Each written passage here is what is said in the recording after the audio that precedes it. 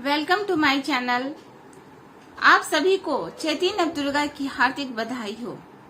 आज का विषय भी है चैती नवदुर्गा की पूजा करते समय हम किन किन बातों का ध्यान रखें। ये जानने के लिए हमारे वीडियो के अंत तक बने रहें। अगर हमारा वीडियो आपको अच्छा लग रहा है तो प्लीज इसे लाइक जरूर कीजिएगा, कमेंट करके मुझे बताइएगा। अगर आप हमारे चैनल पे न्यू हैं तो इसे प्लीज सब्सक्राइब जरूर कीजिएगा और प्लीज प्लीज प्लीज आप इसे शेयर जरूर कीजिएगा ताकि मुझे अच्छा लग सके, मैं मोटिवेट हो सकूं आप लोगों से। चलिए टॉपिक की ओर चलते हैं। हम किन किन बातों का ध्यान रखें। मैं वो कुछ नहीं बताऊंगी जो सब आप जानते हो। कैसे पूजा करना आप सभी जानते हो। मैं उन बातों को बताऊंगी जो कि आप नहीं जानते हो। सबसे पहले जब हमारे घर कोई गेस्ट आता है तो आप क्या करते हो, आप कितनी सारी तैयारियां करते हो, आप कितनी खुशी से रहते हो। जब आपके घर माता रानी आ रही हैं या माता रानी को आप अपने घर ला रहे हो तो उन सभी बातों का आप ख्याल रखो कि अगर एक माँ आपके घर आए तो आप क्या करोगे। पहला चीज। दूसरा चीज, आप सभी भगवान को एक फोटो तक सीमित कर देते हो कि चलो भगवान आ गए, फोटो के अंदर है। नहीं, वो फोटो के अंदर नहीं होती है, वो हमारे भाव के अंदर होती है। जैसा हमारा भाव होगा माता वैसे ही मुझे नजर आएंगे। अगर फोटो में हम भगवान को ढूंढेंगे तो हमें फोटो में भगवान कहाँ नजर आएंगे।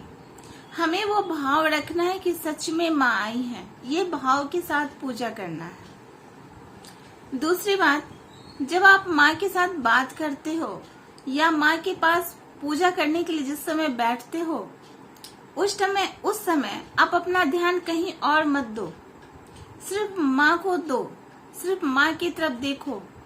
अगर हो सके तो कोई भी बात अपने दिमाग में मत लाओ। कुछ देर माँ के साथ शांत होके बैठो। अगर आपको कुछ नहीं आता है तो आता है तो माता के 32 नाम का पाठ जरूर कर लेना। माता के 32 नाम का पाठ वो आपको शक्ति प्रदान करेगा। माता को हम क्यों याद करते हैं, दुर्गा माता को हम क्यों याद करते हैं? शक्ति के लिए। और आप सभी शक्ति का प्रतीक हैं। ऐसा नहीं कहा जाता है कि सिर्फ स्त्री के पास शक्ति है और पुरुष के पास शक्ति, ऐसा नहीं कहा जाता है। हर स्त्री में पुरुष है और हर पुरुष में स्त्री है। तो सभी इस शक्ति का आवाहन जब करते हो तो अपने अंदर भी उस शक्ति का आवाहन करना, अपने अंदर की शक्ति को भी जगाना। हम माता के 10 रूप को जानते हैं, उसमें से एक रूप जो माता का आता है, माँ का आता है। माँ का मतलब होता है ममता। इतना ममता अपने पास रखना कि उस ममता में सबको भूल जाना। जितनी सारी दुख तकलीफ किसी से है या किसी से जो कुछ भी अपने घर के लोगों से, उन सबको भुला देना, कुछ भी याद मत रखना।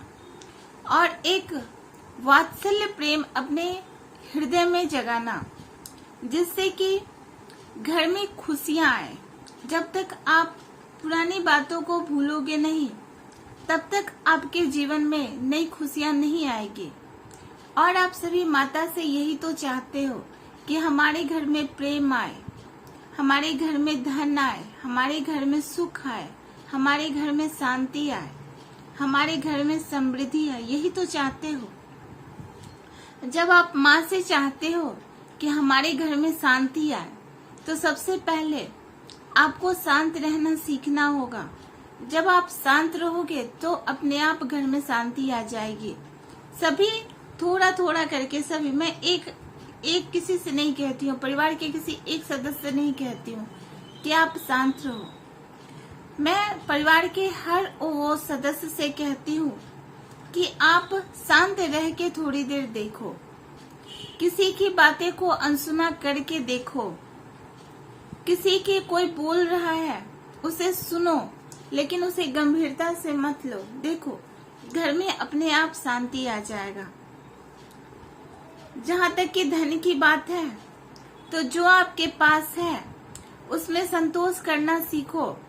बात बात पे अपने पति को मत बोलो कि मुझे ये चाहिए, वो चाहिए, ये करना है, तुम्हें ये करना है, कहाँ से होगा। ये सारी चीज उससे भी पता है, लेकिन आप बार बार बोलते हो तो इससे उन्हें एक फोर्स लगता है दिमाग पे, एक टॉर्चर की तरह लगता है। मत बोलो। तो अपने आप जब आप संतोष कर लोगे तो अपने आप धन आ जाएगा। जब आप शांत रह लोगे तो अपने आप शांति आ जाएगी। और बच्चे को भी ये जो गुण है बच्चे में भी दो, इससे सुख, शांति, समृद्धि सब कुछ आएगा। एक विशेष बात, आप जब कन्या को खिलाते हो तो ये ऐसा सोचो कि हम अपने घर अपनी माँ को बुला के, देवी माँ को बुला के खिला रहे हैं। आप क्या करते हो, कन्या जो आ रही है उसे खाना दे दिए, प्रसाद दे दिए जो आपने बना रखा है, और तुम अपने घर चले जाओ। आप एक ही कन्या को खिलाओ। कोई जरूरी नहीं है कि आप 9 कन्या को खिलाओ या 7 कन्या को खिलाओ, कोई जरूरी नहीं है। आप एक ही कन्या को खिलाओ, लेकिन पूरी श्रद्धा के साथ खिलाओ। सबसे पहले उस कन्या को चुनाव करो जो आपके कुल से बड़ी हो, बड़ी कुल के कन्या को खिलाओ। दूसरा, आप ये चीज का ध्यान रखो कि वो अपने घर में जाकर के मांस या किसी और चीज का भक्षण तो नहीं कर रही है। भगवान का प्रसाद, माता दुर्गा का प्रसाद खाने के बाद किसी और चीज को तो नहीं खा रही है। इस चीज का विशेष ध्यान रखो। उसी कन्या को खाना दो जो घर जाके इन सब चीजों का वो खाना ना खाए। दूसरी बात, उस कन्या को एक दिन पहले जाके बताओ या कुछ घंटे पहले जाके उसे बोलो कि हम आपको आज कन्या का निमंत्रण देते हैं। फिर जब आपका समय हो जाए उसे बुला के लाओ। उसे खोइछा में, जैसे खोइछा भरते हो माता रानी का, उसके खोइछा में कुछ दर्द, कुछ चावल, कुछ अक्षत, कुछ हल्दी, ऐसा करके दो। फिर कन्या के सिर पे टीका वगैरह लगाओ, उसके चरण को धो लो। फिर उसे जो आपने बना रखा है, नमक मत दो, कन्या को खाने में नमक नहीं देते। कन्या के खाना मीठा होता है, मीठा भोग लगाओ, उन्हें मीठा भोग लगाओ। फिर उसे जितना वो खा सके उतना आप उन्हें खिलाओ। फिर उन्हें आदर के साथ विदा करो। ये नहीं जो आपने खाना खिलाया वो जूठा थाली हो गया, अब थाली के साथ उसे विदा कर दिए। आप बताओ, क्या आपके पास माँ आएंगे, क्या माँ को बुलाओगे तो क्या उनके साथ भी आप ऐसा ही करोगे, ऐसा ही उन्हें खाना खिलाओगे? आप ही सोचो थोड़ी देर के लिए। मैं ये चीज देखती हूँ इसलिए मैं बता रही हूँ। ये सब चीज मुझे तकलीफ देता है। मैं जहाँ रहती हूँ वहाँ के लोगों को मैं कहती हूँ ऐसे कन्या को मत खिलाओ। कन्या खिलाना है तो पूरी श्रद्धा के साथ खिलाओ। आप माँ भगवती का आवाहन करके खिला रहे हो, आप उनका आवाहन करके खिलाओ। आप ऐसा मत सोचो कि कोई आ रहा है हम 10 पुराने के चक्कर में किसी को भी खिला रहे हैं, ऐसा मत खिलाओ। इससे मुझे नहीं लगता है कि आपको कोई लाभ होगा। दूसरी बात, अगर आप उपवास रख सकते हो तो रखो, अगर नहीं रख सकते हो तो कोई बात नहीं है, लेकिन थोड़ा सा नियम बस रखो। उपवास नहीं रखते हो तो कोई बात नहीं है, आप नियम रखो। जैसे कि माँ है, अगर आप अपनी माँ के पास जाते हो, किसी भी हालत में जाते हो तो माँ आपसे प्रेम करती है।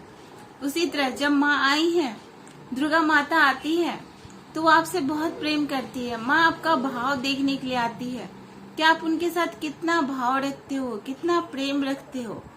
माँ इसलिए आती है आपके पास, इसलिए नहीं आती है कि आप कितना कीमती चीज उनको खिला रहे हो और कितनी कीमती चीज आप उसे पहना रहे हो। एक बात और, जब भी आप मंदिर में जाते हो मैं देखती हूँ कि आप भगवान के मुंह के पास जो प्रसाद है मुंह में सटा के रखते हो। आप सामने थाली में रख दो, उनका नाम लेके उन्हें भोग ऐसे लगा दो।